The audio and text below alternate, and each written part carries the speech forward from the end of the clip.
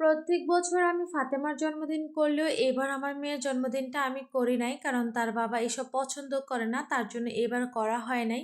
তো আমি এটা একেবারে মাথা থেকে ছেড়ে দিয়েছিলাম। তারপরে তো তার মামা তাকে এসে বার্থডে সারপ্রাইজ দিয়েছিল। তো হ্যালো এভরিওয়ান, আসসালামু আলাইকুম। আমার নতুন আরেকটা ভিডিওতে আপনাদের সবাইকে স্বাগত। তো আপনারা আমার ইন্ট্রো দেখেই বুঝতে পেরেছেন যে আমি একটা বার্থডে ভিডিও আপনাদের সাথে শেয়ার করতেছি। বার্থডে বললেও ভুল হবে, কারণ ওইভাবে আমি তেমন কোনো আয়োজন করি নাই। তো হঠাৎ করে আমার আম্মু আমাকে ফোন দিয়ে বলতেছিল যে আমার ভাই নাকি আমার বাসায় আসবে তার ভাগ্নের বার্থডে কেক নিয়ে।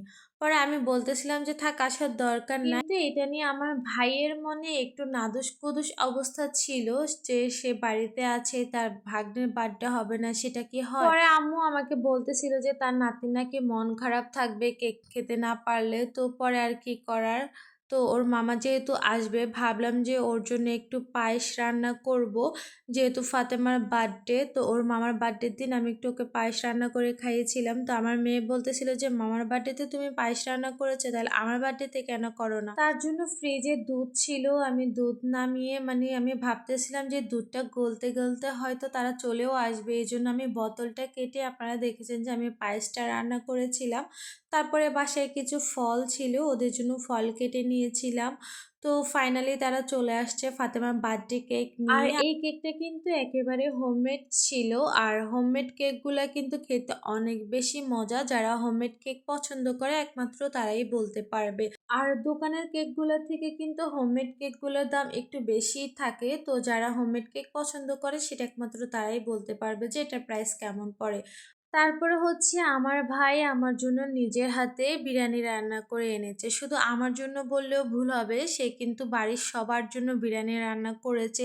এমনকি তার হাতের বিরিয়ানিটাও সে তার শ্বশুরবাড়ির লোকদেরকেও খাইয়েছে। তো দেখেন বিরিয়ানির কালারটা কত পরিমাণে সুন্দর। বলতে হয় যে ছেলেরা আসলে বিদেশ যাওয়ার পর অনেক পরিবর্তন হয়ে যায়, নিজেদের কাজ নিজেরা করতে পারে, এমনকি রান্না বান্নাটাও তারা করতে পারে ভালোভাবে। সে সবসময় বলতো যে আমার হাতে রান্না খেলে বুঝতে পারবে যে আমি কত ভালো রান্না করতে পারি। আসলে ওই দিন তার বিরিয়ানিটা খাওয়ার পরে বুঝতে পারলাম যে আসলে সে অনেক ভালো রান্না করতে পারে। আমার ভাইয়ের সাথে যেহেতু ওর কয়েকটা ফ্রেন্ড এসেছে আর একটা শালা এসেছে, আমি যেহেতু ওদের জন্য তেমন ভাবে কোনো কিছুই রান্না করি নাই, যেহেতু তারা একদম না বলেই আসছে আমাকে বলতে গেলে, আর এত অল্প সময়ে তো আর এত কিছু রান্না করা যায় না।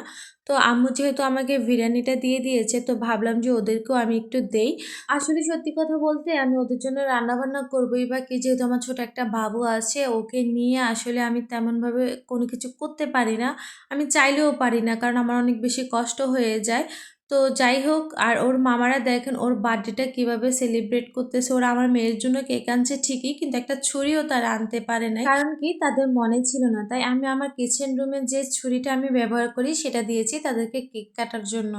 আর আমার মেয়ের বার্থডেটা এবার সত্যি অনেক বেশি সিম্পলভাবে করা হয়েছে। আর ওর মামা যেহেতু আছে, আমি আসলে বোকার মতো এবার কোনো কিছুই করলাম না ওর বাবার কথা শুনে। তো যাই হোক, ছোটোখাটোভাবে ঘরোয়াভাবে বলতে গেলেই হয়েছে বার্থডেটা।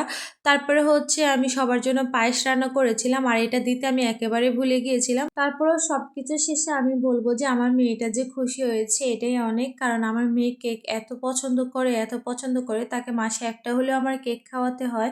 তো এই ছিল আজকের ভিডিও। সবাই ভালো থাকবেন, সুস্থ থাকবেন। আল্লাহ হাফেজ।